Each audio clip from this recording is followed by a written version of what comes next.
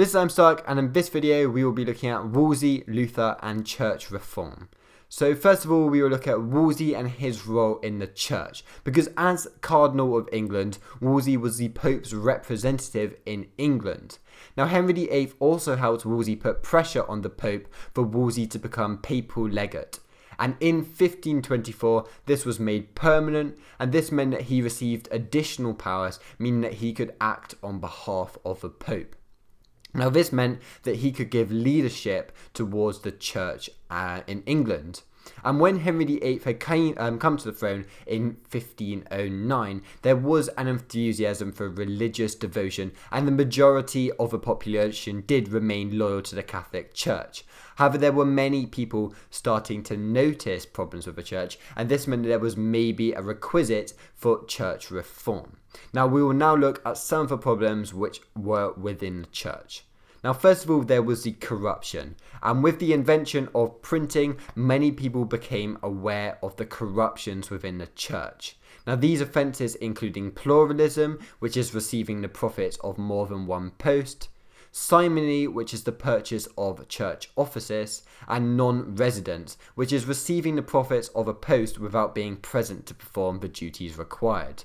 Now the extravagance of the Pope, which was where the texts were being sent to, was also seen as immoral. And Wolsey himself was a clear example of the shortcomings of the clergy. He had two illegitimate children born in 1510 and 1512, and he was living with a mistress until 1519. He also has a range of religious titles, including the Bishop of Durham in 1523 and the Bishop of Winchester in 1529, which both gave him a large income, and this is the idea of pluralism. Now there was also some anticlericalism in England, and anticlericalism is the opposition to religious authority in social and political matters. And many lawyers in England objected to the influence of canon law, which is the law of the church, and the legal privileges that were given to the clergy. And there were many cases of clerical misconduct, and one of the main ones was the death of Richard Hunn. And after a dispute with priests over his son's mortuary fee, he was imprisoned in the Bishop of London's prison. Now here he was found dead in his cell, and despite claims that he had hanged himself, it was clear that he had been murdered. So this severely affected the short-term reputation of the church. And it was things like this which affected the reputation of the church and made it necessary for church reform. Now there was also the decline of monasticism, which is the monasteries, and in the 1520s, Wolsey secured the dissolution of around 20 monasteries so that he could fund the establishment of the Cardinal College. Now many people argued that monasteries had effectively become business with huge amounts of land and resources. Now there were other monasteries which flourished until the dissolution in 1536, including the Observant Franciscans and the Bridgetans. However, they were starting to decline. So next we need to look at Luther, because this was a big part of introducing Protestantism into Europe. And in 1517, Martin Luther became worried about the focus of money onto the church instead of solely religion. This made it easier for rich people to go to heaven as they could buy their way out of purgatory, which he didn't think was very fair.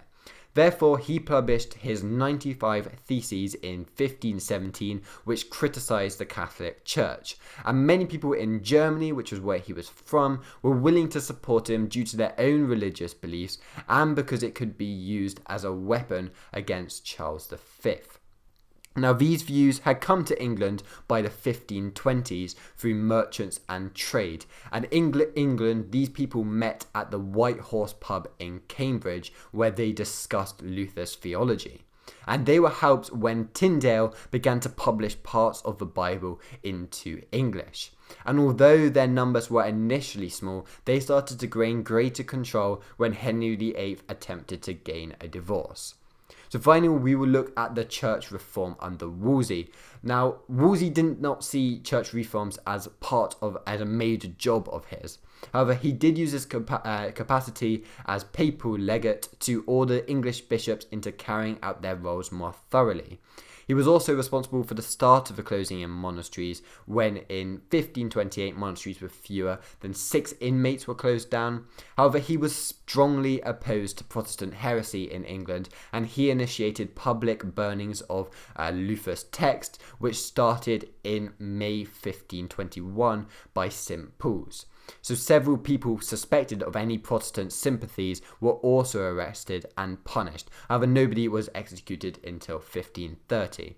So essentially, Wolsey didn't do that much in terms of church reform. And once we get to the break of Rome, that is where the church is going to completely change with the introduction of people such as Cranmer and Cromwell.